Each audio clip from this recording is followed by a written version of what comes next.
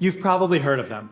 First Edition Charizard, First Edition Blue Eyes White Dragon, and Alpha Black Lotus. They're iconic, they're legendary, they're the face of each game's collecting scene. But here's the thing, those cards, they're not the rarest, they're not the most expensive, and they're not the game's true grails. Because hidden behind the hype are cards so rare, so legendary, that most people have never even seen them. Some were given out to just one person, others were never auctioned publicly. And yet, they've sold for hundreds of thousands and even millions of dollars. So in this video, I'm going to show you the real grail cards of Pokemon, Yu-Gi-Oh, and Magic the Gathering. What they are, why they matter, and the wild stories about how people got them in the first place. Let's get into it.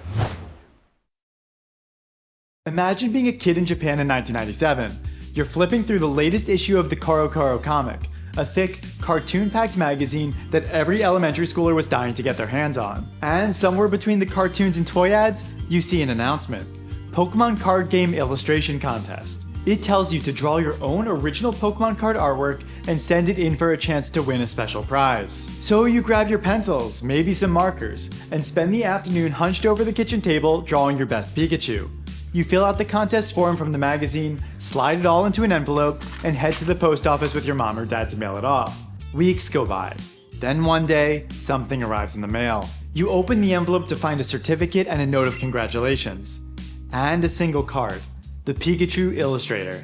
You don't quite realize it yet, but this piece of cardboard isn't like anything your friends have. It doesn't come from a booster pack, you can't even use it in battle, but it's got an official looking gold logo, a unique design, and a Pikachu holding what looks like a giant fountain pen. You just became one of 39 people in the world to ever receive this card. Now if there is one card that could truly put First Edition Charizard to shame, it's the Pikachu Illustrator. But what makes it so special, and why is it the holy grail of Pokemon cards? Other than its absurd rarity, the card itself is unlike anything else in the Pokemon TCG. Instead of saying trainer at the top, it says illustrator. That's the only card in the history of the game to do that.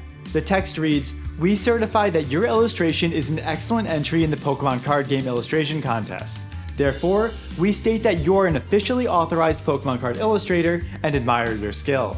Then there's the artwork. It's by Itsuko Nishida, the original illustrator of Pikachu. She helped define Pikachu's now iconic look, and this card shows Pikachu holding a giant pen surrounded by drawing tools, a celebration of creativity itself. Back in 1997, these cards weren't seen as super valuable. They were keepsakes, a prize to be proud of, but not something you'd flip for money. In fact, some early Illustrator cards were sold for just a few $100s in the early 2000s. But then came the boom. As Pokemon collecting exploded in the late 2010s, people began hunting for the rarest, most legendary cards in existence. And nothing whatsoever matched the mystique of the Pikachu Illustrator. In 2013, a PSA 9 copy sold at auction for just under $55,000. At the time, that was a staggering number. But then the market caught fire. By 2020, sales crossed $250,000. In 2021, prices reached nearly $900,000 for mint copies. And in 2022, something absolutely wild happened. Logan Paul, YouTuber and influencer, revealed he had purchased the only known PSA 10 Pikachu Illustrator for a jaw-dropping $5.275 million in a private deal.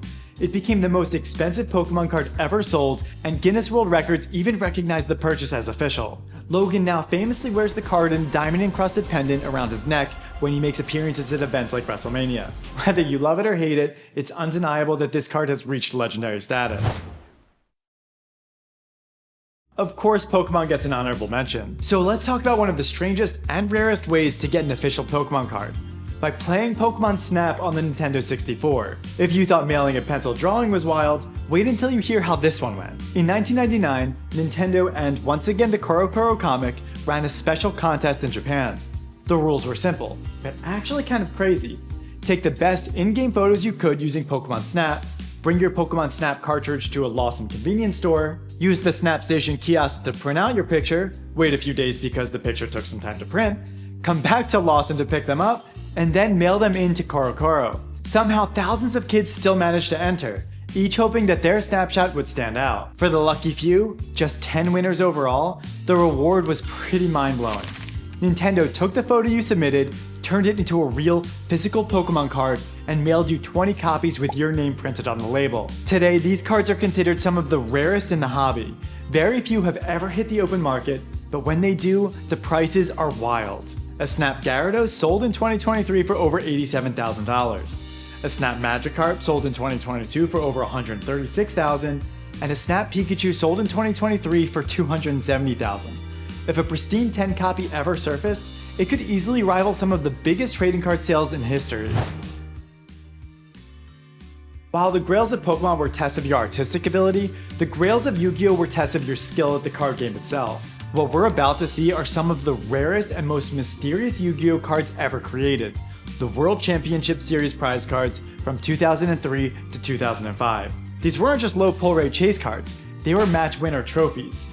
Literal physical proof that you were one of the best duelists on the planet. So what is a match winner? It's a special kind of card given only to the top finishers at tournaments like the World Championships. Each card had a unique effect that essentially said, if you reduce your opponent's life points to 0, you win the match, not just the duel. So if you were in game 1 of a best of 3 match, and you won with one of these, there would be no game 2. But these weren't legal for tournament play. Instead, they were sealed in heavy acrylic cases and awarded as trophies. Now, 2003 was the very first Yu-Gi-Oh! World Championship, and to say it was a mess is an understatement. Konami did award 3 cards, Kanan the Swords Mistress, Victory Dragon, and Blackluster Soldier, all coded WCS 001 through 003. But here's the catch. No one's ever seen them.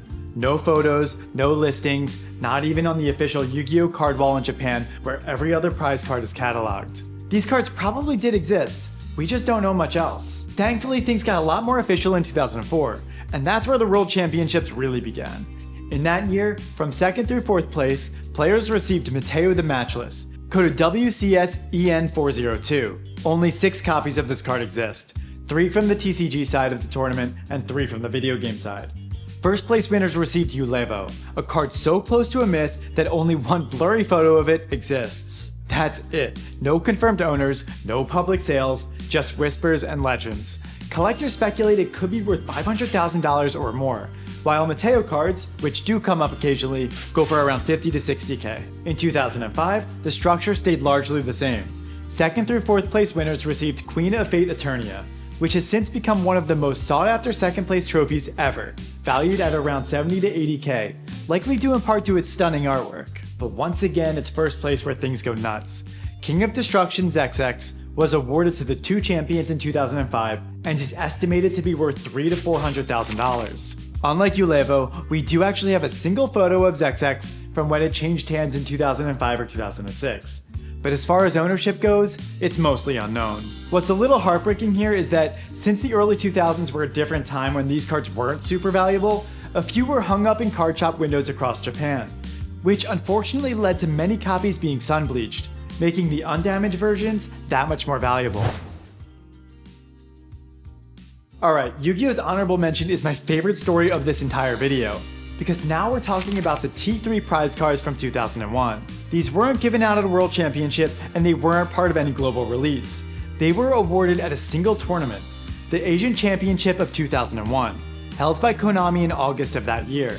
It was a single elimination format, and only 5 players received these cards, 1 each. Each winner received their respective card sealed in a black acrylic display case. 5th place took home Gemini Elf, 4th place got the Angry Karibo, 3rd place was Summon Skull, 2nd place received a gorgeous alternate art Red Eyes, and 1st place, the Blue Eyes Ultimate Dragon. While the acrylic encased versions are the only official copies released by Konami, there were 1 or 2 additional copies that each made it out of Konami headquarters and are now circulating in the market. But even so, each card is estimated to be worth $100,000 to $200,000 minimum. Now here's where things get really crazy, because up until a few years ago, the Summon Skull was thought to be destroyed by an earthquake in 2001. But it resurfaced, and not only that, we know exactly who bought it. Strictly Sealed is a YouTube creator that makes incredible in-depth Yu-Gi-Oh collecting content, and is honestly one of my favorite channels on the platform. Not only was he able to obtain this unbelievable card through private trade, the details of which we unfortunately don't know, but he also made an entire video about this card specifically a few years earlier. These cards are so unique and they have so much mystique around them that in my opinion, I would actually put them right up there with things like Zexex. I'll put them right up there with things like Ulevel. If one day I'm ever able to acquire one of these cards, I will definitely be showing you guys up close shots of them, but I don't think they are ever going to be a part of my future. They are just way too hard to acquire, way too expensive, and like, even though we know who owns some of these cards, getting them to let go of them is like next to impossible. I just think that is the best story. And I couldn't think of anyone better to own one of the absolute top Grail cards in all of Yu-Gi-Oh! Alright, let's talk about Magic the Gathering, which plays by a slightly different set of rules when it comes to the Grail cards. Technically, the most expensive Magic card ever sold is the CGC Pristine 10 Alpha Black Lotus that allegedly went for $3 million in 2024. But that sale came with a cloud of skepticism. Some believe it was more of a marketing stunt than a legitimate transaction. So for the sake of this video, we're gonna leave it off the list. Because the tournament legal alpha version of this card didn't always claim the sales record. For years, the highest value card in Magic the Gathering wasn't playable at all. In fact, it looked pretty strange. Square corners and a solid white back. And in some cases, signed by the card's original illustrator, Christopher Rush. This is an artist-proof Black Lotus. Back in the early days of Magic, Wizards of the Coast would give each illustrator a handful of artist proofs, special versions of their cards with blank white backs. They were never meant to be played. They were for keepsakes, gifts, or signatures. In this case, Rush received 50 artist proofs, some of which he signed. And nearly 30 years later, a pristine copy sold for a whopping $800,000 to Magic's very own Post Malone. What is the highest amount of money you ever paid for a Magic the Gathering card? $800,000. It was an artist print, Chris Rush signed Black Lotus. What makes this version of the Black Lotus so unique is the trifecta of rarity, backstory, and the personal touch of the artist himself.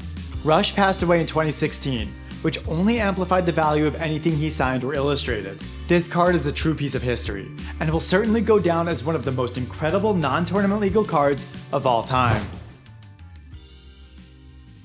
Magic's honorable mention is really unlike anything else in the trading card world, because only a few years ago, in order to justify selling $20 packs, Wizards of the Coast released the very first serialized cards. At first, it took the Magic community quite a while to warm up to them, but now they are considered to be the de facto new reserved list. The only cards that people can trust with 100% certainty that won't be reprinted.